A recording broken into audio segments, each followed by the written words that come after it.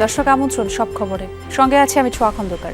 বিশ্ব দরবারে বাংলাদেশকে বন্ধুহীন করা ষড়যন্ত্র করা হচ্ছে বলে দেশবাসীকে সতর্ক করলেন প্রধানমন্ত্রী তারেক রহমান। বললেন, অরাজকতাকারীদের প্রতিহত করতে চোখ কান খোলা রাখতে হবে। নয়াপল্টনে শ্রমিক সমাবেশে নিজেকে একজন শ্রমিক ঘোষণা করে প্রধানমন্ত্রী বলেন, তার সরকার দায়িত্ব নেওয়ার পরপরই বন্ধ কলকারখানা চালু করা সহ দেশে বিনিয়োগ বাড়াতে নিরলসভাবে কাজ করে যাচ্ছে।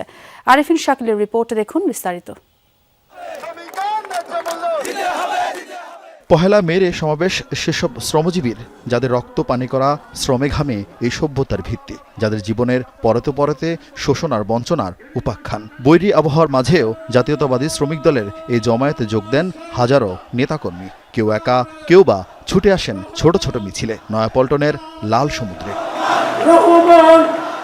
বিকেলে এই শ্রমিক জনতার মাঝে হাজির হন বিএনপি চেয়ারম্যান ও প্রধানমন্ত্রী তারেক রহমান। বক্তব্যের শুরুতে শ্রমিকদের সুরক্ষায় বিএনপি নেয়া ৩১ দফার কথা তুলে ধরেন তিনি। নিজেকে একজন শ্রমিক ঘোষণা করে শীঘ্রই বন্ধ কলকারখানা চালুর পরিকল্পনা জানান প্রধানমন্ত্রী। গত ১ মাস আগে আমি নির্দেশনা দিয়েছি যে কিভাবে আমরা কত দ্রুত আমরা বন্ধ কলকারখানা কোনটি চালু করতে পারবো, যাতে আবার সেই সকল শ্রমিক যারা কর্মসংস্থান হারিয়ে বেকার হয়ে গিয়েছিল সেই সকল শ্রমিকের কর্মের ব্যবস্থা আমরা করতে পারি।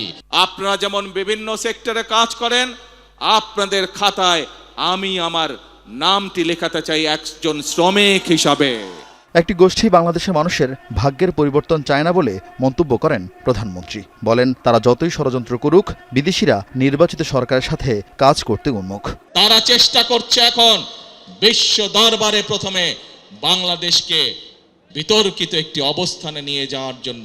তারা চেষ্টা করছে বিশ্ব দরবারে বাংলাদেশ যাতে বন্ধুহীন হয়ে পড়ে, কিন্তু বিশ্ব দরবার দেখছে বর্তমান সরকারের পেছনে বাংলাদেশের মানুষের জনগণের সমর্থন রয়েছে। সেজন্যই বিশ্ব দরবার তাদের কথায় কর্ণপাত করছে না। আপনাদেরকে সজাগ হতে হবে, আপনাদেরকে সতর্ক হতে হবে, আপনাদেরকে জেগে উঠতে হবে, আপনাদেরকে তাদের ষড়যন্ত্র প্রতিহত করতে হবে, জবাব দিতে হবে। বিএনপি চেয়ারম্যান কথা বলেন সরকারের সামাজিক কর্মসূচি নিয়ে। বলেন, হকার উচ্ছেদ হলেও তাদের পুনর্বাসনও করবে সরকার। তারা যাতে শান্তিতে ব্যবসা বাণিজ্য করতে হয়, কোন রকম বিশৃঙ্খলার মধ্যে যাতে তাদেরকে পড়তে না হয়, সেই জন্য বিভিন্ন জায়গা ঠিক করে তাদেরকে ধীরে ধীরে সেই জায়গায় আমরা পুনর্বাসনের চেষ্টা করছি। দীর্ঘ ১৭ বছরের আন্দোলনে নানাভাবে নেতাকর্মীদের সহযোগিতা করায় নয়াপল্টনের অধিবাসীদের ধন্যবাদ জানান বিএনপি চেয়ারম্যান তারেক রহমান। ১৮৮৬ সালে শিকাগোর রাজপথে ঝরা সে রক্ত আজও অনুপ্রেরণা যোগায় সারা বিশ্বের মেহনতি মানুষকে। যদিও সেই ঘটনার শতাব্দী পার হয়েছে, কিন্তু আজও শ্রমিকদের ন্যায্য পাওনার যে লড়াই তা থামেনি, বরং সময়ের আবর্তনে বৈষম্য আর বঞ্চনার ধরন পাল্টেছে। নির্বাচনের আগে বিএনপি শ্রমিকদের স্বার্থ রক্ষায় যে অঙ্গীকার করেছিল তা শুধু কাগজের দলিল না হয়ে শ্রমিকদের কল্যাণে শ্রমিকদের ন্যায্য পাওনা বুঝে নেওয়া নিশ্চিত করুক, এমনটাই প্রত্যাশা এই শ্রমিক জনতা। আরিফিন শাকিল, যমুনা নিউজ, ঢাকা। সরকার গঠনের পর নয়াপল্টনে বিএনপির প্রথম কোনো সমাবেশ। শ্রমিক দলের আয়োজনে মহান মে দিবসের এই সমাবেশে যোগ দেন হাজারো শ্রমিক। বিএনপি মহাসচিব বলেন, ধ্বংসস্তূপ থেকে ঘুরে দাঁড়াতে শুরু করেছে বাংলাদেশ। মিছিলে মিছিলে নয়াপল্টনের সমাবেশে যোগ দেয় হাজারো শ্রমিক। যোগ দেয় বিভিন্ন ওয়ার্ড, থানা ও আশপাশের জেলা ইউনিট থেকে আসা বিএনপি ও অঙ্গ সংগঠনের নেতাকর্মীরাও। তাদের প্রত্যাশা, প্রধানমন্ত্রী তারেক রহমানের নেতৃত্বে নিশ্চিত হবে শ্রমিকদের অধিকার, আবারও ঘুরে দাঁড়াবে শ্রমিক নির্ভর অর্থনীতি। বিকাল 4:15 সমাবেশে যোগ দেন প্রধানমন্ত্রী। সমাবেশ শুরুর আগেই জনস্রোতের রূপ নেয় নয়াপল্টন এলাকা। শ্রমিকদের প্রত্যাশা, প্রধানমন্ত্রীর নেতৃত্বই নিশ্চিত হবে শ্রমিকদের অধিকার। শ্রমিকদের জীবনমান উন্নয়নে ন্যূনতম মজুরি নিশ্চিতে প্রধানমন্ত্রীর হস্তক্ষেপ চান বিএনপি মহাসচিব। আমরা চাই আমাদের অধিকার, যে ন্যায্য মজুরি এবং নারী অধিকার যেন প্রতিষ্ঠিত হয়। সুন্দরভাবে আমরা যেন চাকরি বাকরি করতে পারি, আমাদের চাকরির প্রতি যেন কোনো হুমকি না আসে। বর্তমান গণতান্ত্রিক সরকার, শ্রমিক বান্ধব সরকার, তার মাধ্যমে সাধারণ শ্রমিকরা তাদের ন্যায্য অধিকার ফিরে পাবে। কিভাবে শ্রমিকদের সেই ন্যূনতম মজুরি করা যায় সে বিষয়টা আপনি দেখবেন, এবং একই সঙ্গে শ্রমিকের ছেলেমেয়েরা যেন তারা লেখাপড়ার সুযোগ পায়, যেন তারা স্বাস্থ্য সেবা পায়, যার কাজ আপনি ইতিমধ্যে শুরু করেছেন, সেই দিকে আপনি নিশ্চয়ই সবচেয়ে বেশি গুরুত্ব দেবেন। শ্রমিকদের বৈষম্য দূরীকরণ ও অধিকার আদায়ে জামায়াত ইসলামী সংসদ ও রাজপথে লড়াই করে যাবে, এমন মন্তব্য করেছেন দলটির আমির ও বিরোধী দলীয় নেতা ডাক্তার শফিকুর রহমান। বলেন, সংসদে ইতিহাসের শিক্ষক বা শিক্ষার্থী হতে নয়, জনগণের অধিকার নিয়ে কথা বলতে চায় তার দল। বিদেশে অ্যাম্বাসিগুলো প্রবাসী শ্রমিকদের স্বার্থ রক্ষা করতে না পারলে কর্মকর্তাদের বিরুদ্ধে ব্যবস্থা নেওয়ার আহ্বান জানিয়েছেন তিনি। আন্তর্জাতিক শ্রমিক দিবসে রাজধানীতে সমাবেশের আয়োজন করে জামাতে ইসলামীর সহযোগী সংগঠন বাংলাদেশ শ্রমিক কল্যাণ ফেডারেশন। দুপুর 2টার মধ্যে সমাবেশ স্থল বায়তুল মোকাররমের দক্ষিণ গেট ও আশপাশের এলাকা কানায় কানায় পরিপূর্ণ হয়ে যায়। সবার কণ্ঠে ছিল স্লোগান আর অধিকার আদায়ের দাবি। আমরা যে নির্যাতিত এবং অপদস্থ হচ্ছে এই গার্মেন্টস শ্রমিক, বিশেষ করে তার মানে ন্যায্য অধিকারের জন্য আদায় করছি। শ্রমিকের জন্য যেটা আমাদের পাওনা দাবি, সেটা এত সংগ্রাম করার পরও বারবার শ্রমিকরাই নির্যাতিত হচ্ছে। একজন শ্রমিকের ন্যূনতম মজুরি 25,000 টাকা করতে হবে এবং মাতৃকালীন ছুটি 6 মাস যাবত দিতে হবে।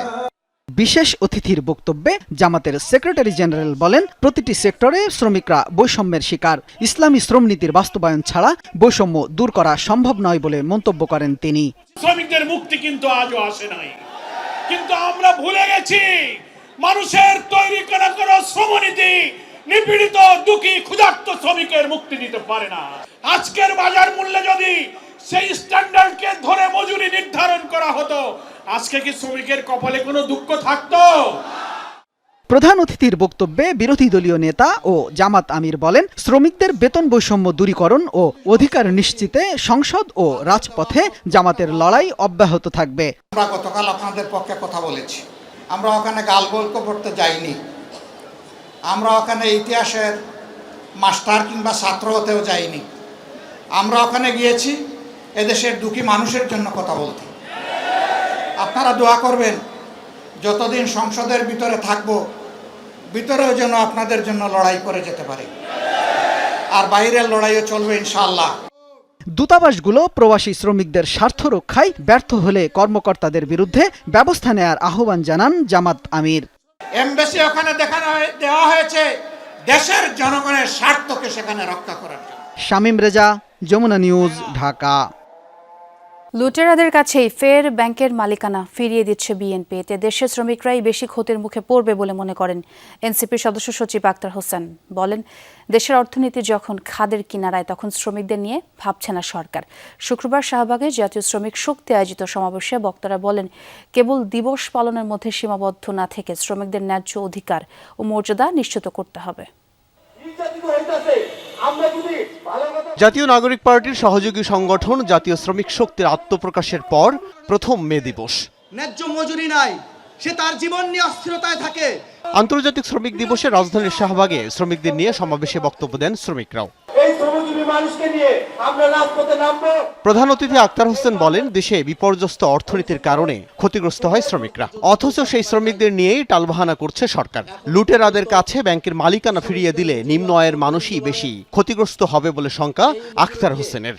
যেসব ব্যাংক লুটেরারা বাংলাদেশ থেকে হাজার হাজার কোটি টাকা তারা পাচার করেছে, তাদের কাছে একীভূত হওয়া ব্যাংকগুলোকে ফিরিয়ে দেওয়ার জন্য মাত্র 7.5% অর্থ তারা যদি ব্যাগ দিতে পারেন, তাহলে তাদেরকে ব্যাংকগুলোর মালিকানা দেওয়া হবে। এমন করে বাংলাদেশে ব্যাংক রেজুলেশন আইনটা পাশ করা হয়েছে। এটা অত্যন্ত দুর্ভাগ্যজনক। শ্রমিক সমাবেশের বিশেষ অতিথি আব্দুল হান্নান মাসুদের অভিযোগ, ক্ষমতায় যাওয়ার সময় শ্রমিকদের প্রয়োজন পড়ে রাজনৈতিক দলগুলোর, আর ক্ষমতায় গেলে প্রয়োজন হয় ব্যাংক লুটেরাদের। তাদের ক্ষমতায় যাওয়ার অস্ত্র হিসাবে আমাদের শ্রমিকদেরকে লাগে, তাদের ভোট চুরির ধান্দা পূরণ করার জন্য আমাদেরকে লাগে, তাদেরকে গণতন্ত্র প্রতিষ্ঠার জন্য আমাদের ছাত্র জনতাকে, কৃষকদেরকে, শ্রমিকদেরকে, সকলকে লাগে, কিন্তু ক্ষমতায় যাওয়ার পর নির্দ্বিধায় তাদের এসালমকে লাগে।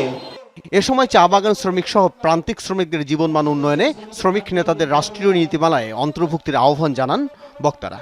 বাংলাদেশে 85% শ্রমিক হচ্ছে ইনফরমাল খাতে, যার কোনো প্রতিষ্ঠান নাই।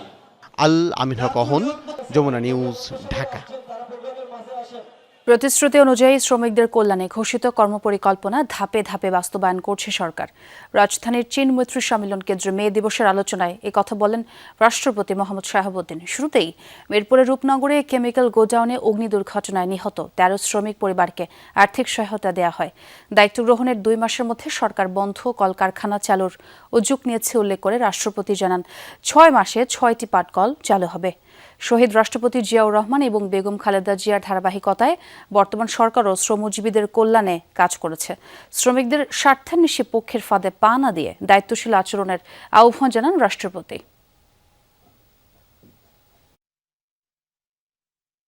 দায়িত্ব গ্রহণের মাত্র ২ মাসের মধ্যে সরকারি মালিকানাধীন বন্ধ চিনি কল, রেশম, পাট ও শিল্প কলকারখানা চালু করে কর্মসংস্থান বৃদ্ধির উদ্যোগ নেওয়া হয়েছে। চলতি বছরের ৬ মাসের মধ্যে পর্যায়ক্রমে ৬টি পাট কল চালু করার চিন্তাভাবনা রয়েছে। যুক্তরাষ্ট্রের ফ্লোরিডায় উদ্ধারকৃত দ্বিতীয় মরদেহটি বাংলাদেশি শিক্ষার্থী নাহেদা সুলতানা বৃষ্টির বলে নিশ্চিত করেছে সেখানকার পুলিশ। শুক্রবার নিহতের ভাইকে প্রশাসনের পক্ষ থেকে ফোন করে বিষয়টি নিশ্চিত করা হয়েছে। পরিবারের অনুরোধে মরদেহ দেশে পাঠানোর উদ্যোগ নেওয়া হয়েছে। এরই মধ্যে ওয়াশিংটন ডিসির বাংলাদেশ দূতাবাস এবং মিয়ামির বাংলাদেশ কনসুলেটের মাধ্যমে বৃষ্টির মরদেহ দেশে পাঠানোর প্রক্রিয়া শুরু হয়েছে। অন্যদিকে জামিল আহমেদ লিমনের মরদেহ ফ্লোরিডার অরল্যান্ডো আন্তর্জাতিক বিমানবন্দর দিয়ে শনিবার বাংলাদেশে পাঠানো হবে। দুবাইয়ে ট্রানজিট শেষে মরদেহ ঢাকায় পৌঁছবে ৪ মে।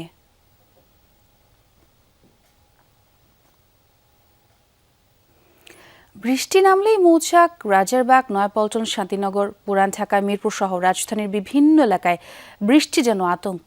গত কয়েকদিনের বৃষ্টিতে দেখা দিয়েছে তীব্র জলাবদ্ধতা। ময়লা বিষাক্ত পানির মধ্য দিয়ে চলাচল করতে গিয়ে চরম ভোগান্তিতে পড়েছেন নগরবাসী। বিশেষ করে স্বল্প আয়ের মানুষের দুর্ভোগই বেশি। বৃষ্টির পানিতে সয়লাব শহরের পরিচিত সড়কগুলো। মৌচাক থেকে রাজারবাগ পর্যন্ত প্রায় হাঁটু পানি। কাদা মিশ্রিত নোংরা পানিতে আছে গর্ত বা ড্রেনে পড়ার ঝুঁকিও। পল্টন, পুরান Dhaka, Shantinagar, green road, elephant road, Mirpur সহ অনেক এলাকার চিত্র একই। শুক্রবার হয় শিক্ষা প্রতিষ্ঠান, অফিস বন্ধ থাকলেও কোনো না কোনো কাজে বের হন নগরবাসী। বেশি বিপাকে পড়েছেন খেটে খাওয়া মানুষ। জীবিকার তাগিদে ঝুঁকি নিয়েই নেমে পড়তে হচ্ছে হাঁটু পানিতে। রিক্সা থেকে আমাকে নামাই দিচ্ছে, আমি যে কি কষ্টে গেছি আমার একটা অফিসে, এরপরে এখন অফিস থেকে আইসে এখন আবার পানি দিয়ে জুতা হাতে দিয়ে আমাকে আসতে হচ্ছে। সামনে বর্ষার সিজন আসতেছে, এভাবে যদি এই পানি জমে থাকে তাহলে আমাদের দুর্ভোগ সবসময় পোহাইতে হয়। স্টুডেন্ট আছে, ওদেরও সমস্যা হয়, আমাদেরও সমস্যা হয়। আমরা যারা দোকানপাট করি তাদের বেশি সমস্যা হয়। রিক্সাতে উঠতেও পারি না, পাওয়াও যায় না, আবার দামও চাই প্রচুর। তো কিভাবে যাব? অবহত বৃষ্টি হইলে পানিতে পুরো এই এলাকা তলায় যায়, আমরা খুব আতঙ্কে থাকি সবসময়। নিচু এলাকা, ড্রেনেজ অব্যবস্থাপনা, ময়লা জমে থাকার কারণে পানি নামতে না পারা সহ নানা সমস্যা নগর জুড়ে। আমাদের ব্যবসা বাণিজ্য খুব খারাপ হয়, আর এই যে লুট গাড়ি নেটা নিয়ে আসা খুব কষ্ট হয়। পানি লাগলে ইঞ্জিনে সমস্যা হয়, ইঞ্জিন বন্ধ হয়ে যায়, অনেক সময় স্টার্ট নিতে চায় না। অল্প পানিতে অল্প বৃষ্টিতেই সব কিছু বন্ধ হয়ে যায়। এগুলো তো ঠিকমতো পরিষ্কারই করে না। সিটি কর্পোরেশন টাকা নেয়, আমাদেরই টাকা নেয়। সাধারণ মানুষ অবশ্য দায় এড়াতে পারে না, কারণ এখানে ড্রেনেজের যে ব্যবস্থা উন্নতি করা হয়েছিল তারপরে এখানে পানি হওয়ার কথা না। বাট আমাদের ব্যবহার্য জিনিসপত্র আমরা রাস্তাঘাটে ফেরি। সরকার চেঞ্জ হয়েছে, এখন নতুন সরকারে যদি আমাদেরকে নতুন করে দেখা গেছে এই সমস্যার সমাধান করে দেয়, তাইলে আমরা এই এলাকাবাসী খুবই উপকৃত হব। পানি শুধু রাস্তা ডুবায় না, ডুবিয়ে দেয় মানুষের স্বাভাবিক জীবনযাত্রা। সামনেই বর্ষা, পরিস্থিতি আরও নাজুক হওয়ার শঙ্কা রাজধানীবাসীর। লাভলি বিথি, যমুনা নিউজ, ঢাকা। ফরিদপুরের মধুখালীতে ইটবাহী লরির সাথে সংঘর্ষে মোটরসাইকেল আরোহী স্বামী স্ত্রী নিহত হয়েছে। প্রত্যক্ষদর্শীরা জানায়, শুক্রবার বিকেলে ঢাকা খুলনা মহাসড়কের পরীক্ষিতপুর এলাকায় ইটবাহী লরির সাথে মোটরসাইকেলের সংঘর্ষ হয়। গুরুতর আহত হন মোটরসাইকেল আরোহী তামিম ও তার স্ত্রী শিমলা। স্থানীয়রা তাদের উদ্ধার করে মধুখালী উপজেলা স্বাস্থ্য কমপ্লেক্সে নিলে চিকিৎসক তামিম মিয়াকে মৃত ঘোষণা করেন। উন্নত চিকিৎসার জন্য স্ত্রী শিমলা খাতুনকে ফরিদপুর মেডিকেলে নেয়ার পথে তারও মৃত্যু হয়। স্বজনরা জানায়, স্ত্রীকে ডাক্তার দেখাতে ফরিদপুর যাচ্ছিলেন তামিম।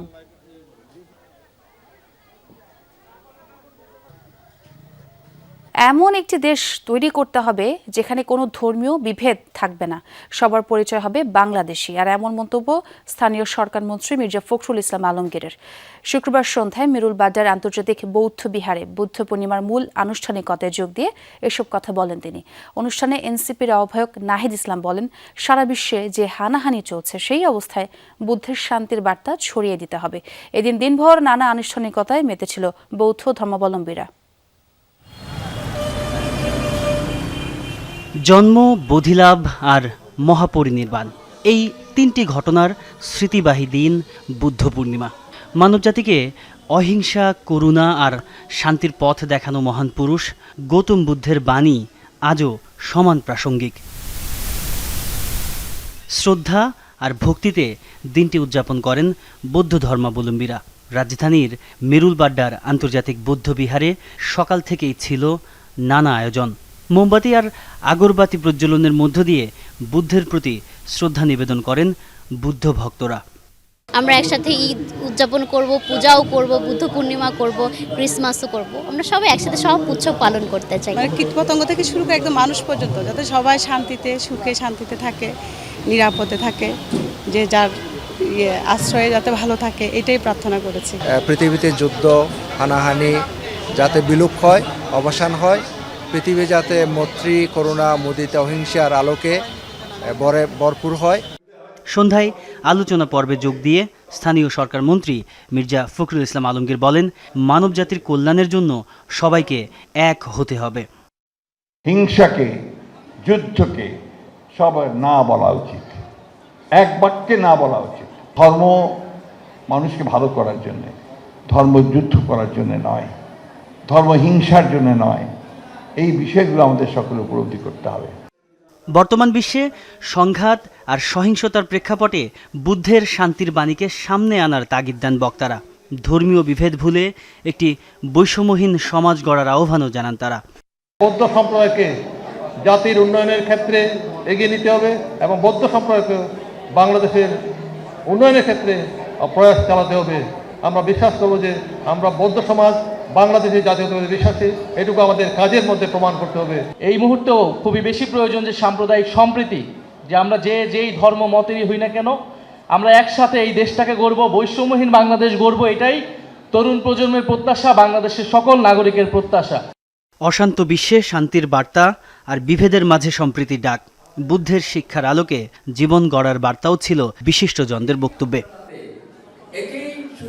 তাজনুর ইসলাম, যমুনা নিউজ, ঢাকা। ইরানের 3টি বৈদেশিক মুদ্রা বিনিময় প্রতিষ্ঠানের উপর নিষেধাজ্ঞা আরোপ করেছে যুক্তরাষ্ট্র। শুক্রবার ওপাল এক্সচেঞ্জ, রাদিন এক্সচেঞ্জ এবং তাহাইয়োরি গ্যারান্টি সোসাইটি নামের 3টি প্রতিষ্ঠানের উপর এই নিষেধাজ্ঞা দেয় মার্কিন অর্থ মন্ত্রণালয়।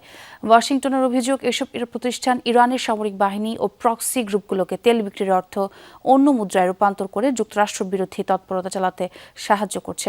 অপরদিকে হরমুজ প্রণালী হয়ে জাহাজ চলাচলে ইরানকে টোল দিলে পরিচালনাকারী প্রতিষ্ঠানগুলোর বিরুদ্ধেও আসতে পারে মার্কিন নিষেধাজ্ঞা। এই হুঁশিয়ারি দিয়েছে মার্কিন বৈদেশিক সম্পদ নিয়ন্ত্রণ দপ্তর OFSA। সংস্থাটি সতর্কবার্তা, ইরানের কোনো এনজিওতে অর্থ অনুদান দিলেও রয়েছে নিষেধাজ্ঞার ঝুঁকি। পিলখানায় বিডিআর বিদ্রোহের ঘটনায় বিস্ফোরক মামলায় 8 আসামি জামিনে মুক্তি পেয়েছেন। শুক্রবার বিকেলে তাদের মুক্তি দেওয়া হয়। তাদের মধ্যে গাজীপুরের কাশিমপুর কেন্দ্রীয় কারাগারের হাই সিকিউরিটি ইউনিটে ছিলেন একজন বন্দী এবং কাশিমপুর কেন্দ্রীয় কারাগার 2-এ ছিলেন 7 জন। এর আগে কাশিমপুর কারাগারে বিডিআর বিস্ফোরক মামলার 8 আসামির জামিননামা পাঠানো হয়। জামিননামা যাচাই বাছাই শেষে অন্য কোনো মামলায় আটকাদেশ না থাকায় বন্দীদের জামিনে মুক্তি দেওয়া হয়।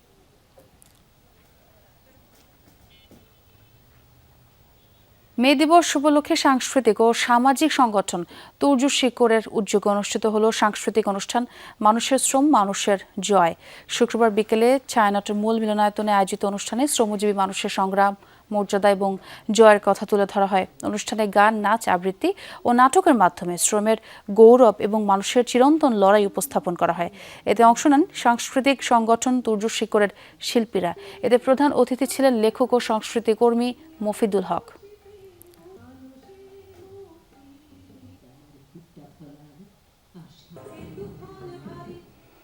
আগামী ৩ মে বিশ্ব মুক্ত গণমাধ্যম দিবসকে সামনে রেখে 2026 সালের বৈশ্বিক গণমাধ্যম স্বাধীনতার সূচক প্রকাশ করেছে রিপোর্টার্স উইদাউট বর্ডার্স সংস্থা। সূচকে দেখা গেছে বিশ্বের 180টি দেশের মধ্যে বাংলাদেশের অবস্থান 152তম। বৈশ্বিক এই সূচকে দেখা যায় বিশ্বের অর্ধেকের বেশি দেশ এখন কঠিন বা অত্যন্ত গুরুতর পরিস্থিতিতে রয়েছে। সূচক অনুযায়ী বিশ্বে মাত্র 100 জনে একজন নির্ভরযোগ্য ও স্বাধীন গণমাধ্যম থেকে তথ্য পাচ্ছে। সূচকে এবার বাংলাদেশের 3 ধাপ অবনতি হয়েছে। বিশ্বের 180টি দেশের মধ্যে বাংলাদেশের অবস্থান 152তম, যা গত বছর ছিল 149তম। সাংবাদিকদের বিরুদ্ধে আইনের অপব্যবহার, মামলা এবং অনুসন্ধানী রিপোর্টিংয়ে বাধা এসব বন্ধে কার্যকর পদক্ষেপ নেওয়ার আহ্বান জানিয়েছে সংস্থাটি। অনুষ্ঠিত হলো বিডি কমার্শিয়ালের কেন্দ্রীয় কার্যনির্বাহী কমিটি 2026-29 মেয়াদের নির্বাচন। রাজধানীর উত্তরায় এক রেস্টুরেন্টে এই নির্বাচন অনুষ্ঠিত হয়। নির্বাচনে প্রধান অতিথি ছিলেন বিজিএমইএ পরিচালক মোহাম্মদ সোহেল। 17টি পদের জন্য 26 জন প্রার্থী প্রতিদ্বন্দ্বিতা করেন নির্বাচনে। ভোটের সভাপতি পদে নির্বাচিত হয়েছেন আব্দুর রহিম জিন্না এবং সাধারণ সম্পাদক পদে নির্বাচিত হয়েছেন মোহাম্মদ কাফি খান। দর্শক, ছিল সব খবরের আজকের আয়োজনে। এতক্ষণ যারা সঙ্গে ছিলেন সবাইকে ধন্যবাদ।